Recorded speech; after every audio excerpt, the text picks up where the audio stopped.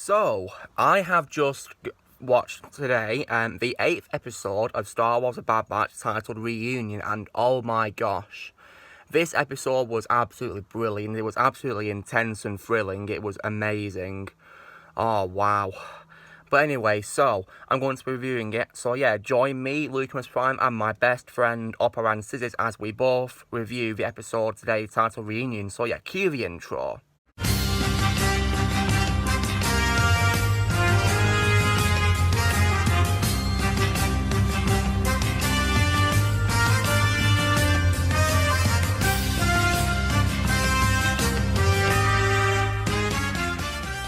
Alright guys, so as usual, I'm going to let Ranscisis, aka Alexander, share his thoughts on today's episode first. So yeah, and if you're not already, guys, please consider subscribing to his channel to give him support, because he deserves it. He has a great channel with amazing content that you'll never regret watching. So I'll put the link to him in the description below for you guys to go check out. So yeah, anyway, take it away, Oppo.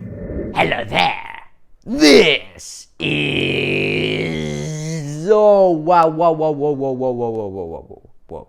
Cad Bane! I did not expect to like Cad Bane's return so much, because it was widely speculated, especially at the time that the Mandalorian episode released with the cliffhanger of the boots on Tatooine towards the end of episode 5, I believe it was, of season 1. It was speculated that it was Cad Bane by some fans, but ultimately we of course learned that it was in fact Boba Fett who we saw at that particular episode at that particular time. But I did not expect for him to appear here, and it was so unexpected how he appeared. No, I expected the bounty hunter would be there, because the Empire was creating this mass. It was rampaging everything. It was going into a brutal onslaught, and obviously we'd had the setup with the contingency plan of the Kaminoans, where they would send a bounty hunter, which also pretty much confirms that Fennec Shand was hired by the Kaminoans, which I pretty much suspected, and I think it was fairly obvious, so I don't know why they made it into such a big mystery who she was hired by, really. But Cad Bane I did not expect, especially with his wonderful droid Toto 360, and both Corey Burton and Seth Green appeared to have returned to reprise their wonderful roles, with fantastic animation, and their characters were wonderful once again, and Cad Bane's writing, exactly the same, the way he was written, and especially when he says, the words like "little lady," because he said that, I think to Ahsoka he said that, right?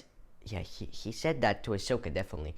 I'm not sure about Padme, but I think he may have said something similar to Padme in season 1, I believe.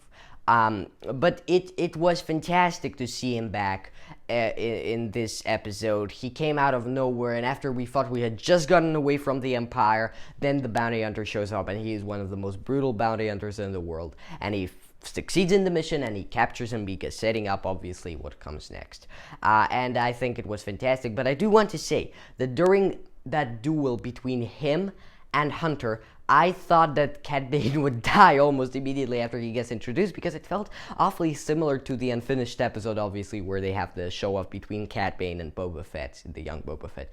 But it was different, and Cad Bane defeated Hunter, which I guess I was glad about that, I think. And it was a very intense moment, especially I really appreciated how Kevin Kiner, or maybe it was Sean Kiner, I don't know who did the music for this episode, but how he added that subtle note of, Cad Bane's arrival, da-da-da-da-da, da-da-da-da-da, da-da-da-da-da, from season 1, which obviously is associated with Cad Bane as his theme by most fans by now, I think. And it was a true pleasure, and I think the duel was very intense, very fun, and I actually thought Hunter was... I think it would be so powerful if he was indeed killed, but I'm glad that he was not. But it was very powerful what happened to him, and I was very worried. The stakes actually I really felt this. It was a very intense moment, and there was that music, Cad Bane's music, I associated with, but it was interrupted, just like I was right now, a little bit by that silly joke about, when the droid Toto 360 basically gets hurt, and he's like, "Oh wow, and that's like a funny joke, but it's in the middle, right in the middle of that very, very serious moment, and I felt it was a little bit off-putting, and I don't usually feel that, like with most Star Wars things, unless it's something like, for instance, The Last Jedi with many of its jokes. But here I did feel like the joke was not on cue and that it interrupted a serious and otherwise wonderfully crafted moment. So that's a major minus. But actually, I think many people will put this as their number one favorite episode in the show purely because of Cad Bane appearing, and I can understand why. But until that point, I was certain that the episode was my least favorite in the season thus far. And I feel I still hold that point of view, because despite Cad Bane being such a wonderful addition and everything from that point onwards being exceptionally wonderful, I found this episode very boring, especially compared to everything else. In fact, I may have found it a little more boring than the Creature episode. It was intense, but it was once more set in a grim kind of atmosphere, and it was not too enjoyable. In fact, it reminded me quite a lot of the season 2 episode 20 of the Clone Wars, I believe it was. I don't know, the one that comes after Death Trap, when there's Mace and Anakin are searching for the Star Cruiser, the Republic Cruiser, and I thought I saw some resemblance, and I did not like that one either. But even that one I found much more interesting than this one. This one was high stakes, but the plot felt very usual and predictable somewhat. And I don't know, except for Cad Bane, this is a weak episode for me personally. I did not enjoy it too much personally. But I think that's actually pretty much it. Oh, and the interaction between Crosshair and the Bad Batch was once again wonderful. And the beginning scene with Wrecker was also kind of a little bit funny, yes. Yeah, it was pretty decent. And I think that's all I have to say for today. Thank you for having me, Lucamus. And see you all in the next review. Or maybe not. It depends on how much time I have in Tomsk. Because next week, I'm not in Moscow anymore. I'm free from this place for about 11 days. So, we'll see how it goes. But for now, I say goodbye. Alright, so it's now up to me to review it. So yeah, fantastic review as always, Oppo, and yeah, now it's my turn. So, now one thing that I do love about this episode, guys, is just it begins with, a character we've not seen for some time, which is Crosshair. So yeah, luckily Crosshair came back in this episode with his elite troopers, and we see him in Camino, where he approaches that admiral called Rampart, I think he's called, and where he speaks to Lama Su. And Crosshair informs them that, scrappers on Bracca, the same scrappers at the end of the previous episode, had spotted a power surge on a Jedi cruiser. And Rampart suggests, a scout team to go and investigate, but Crosshair reveals it's Clone Force 99, aka Bad Batch. So yeah, so Crosshair is sent to terminate them, with his elites and some troopers going with them. And then, now meanwhile on Bracca, we get to see Wrecker and Omega bonding, and Omega's teacher is being taught by Wrecker how to disarm an explosive. So yeah, it was a pretty intense scene where, Wrecker set it off to countdown, but Omega got, the wire cutting wrong. But luckily it wasn't a harmful explosion, because it wasn't a bomb, it was actually a smoke grenade. So yeah, thankfully it was harmless. But yeah, and Wrecker reassures her that he would never have trained her with a light explosive yet until she was trained properly. Then Eka tells them that Hunter wants to see them, and Omega's, sad that she failed her first test, but Wrecker reassures her, saying that, he was like her because he failed his first explosive disassembly test. So yeah, and that with his help she's going to do well at disassembling them. So yeah. Now the clones, the Bad Batch, are being watched by, the scrappers, and Echo and Wrecker spot them, and Echo tells them, to stay casual and act normal, as if, they've not seen them. And the clones then pursue them, and they manage to stun two of them. However, one of them tries to escape on like a speeder. I think it was a speeder. But Wrecker luckily holds on to it and, holds it downwards. But however, the scrapper manages to, shake him off by, jerking the speeder, I think it is, yeah. And in the chaos, Wrecker very narrowly avoids a box of tools. and the Scrapper manages to shake him off by manoeuvring through a tight corner, but luckily Echo stuns him, and this causes the speeder to crash, and yeah, they then, gather the captured Scrappers together and leave them there unconscious because they've been stunned. And Echo says that, Captain Rex had warned them already about Scrappers, and he suggests that they should leave, but Hunter does not agree, and says that they need money, and that, Bracket offers them a lot of opportunities to make money. But Wrecker doesn't agree with Hunter. Then Hunter asks Tech about potential haul that is inside the Venator Star Destroyer, and Tech says that his scans indicate that the armory and artillery bay have not been fully offloaded, and he believes that something called, I think it's called Dinog, I think it's called, must have kept the Scrappers away from the Star Destroyer. And Hunter's hoping, that what they have in the Star Destroyer can be used, for Sid to clear their debts with her. And Echo, is trying to reaffirm that they're soldiers and not hunt smugglers, but Hunter says there's no Republic to be a soldier for anymore. So, yeah. However, as they're, looking at, what's in there, they can't tell things such, proton torpedoes and, several crates of weapons. Suddenly, Omega and Wrecker then spot, a fleet of, of ships arriving, and it's, loads of Empire ships. So, yeah. So Omega is helping Tech as they spot them, yeah, because she's sent to go help him. But then, they see the fleet arriving, and, Tech informs everyone that the Empire is here. And this, creates loads of chaos, yeah. Now, back in Camino, we get to see Nala C talking to Lama Su. And Lama Su explains that the Empire's mission on Braca is a threat to their plan.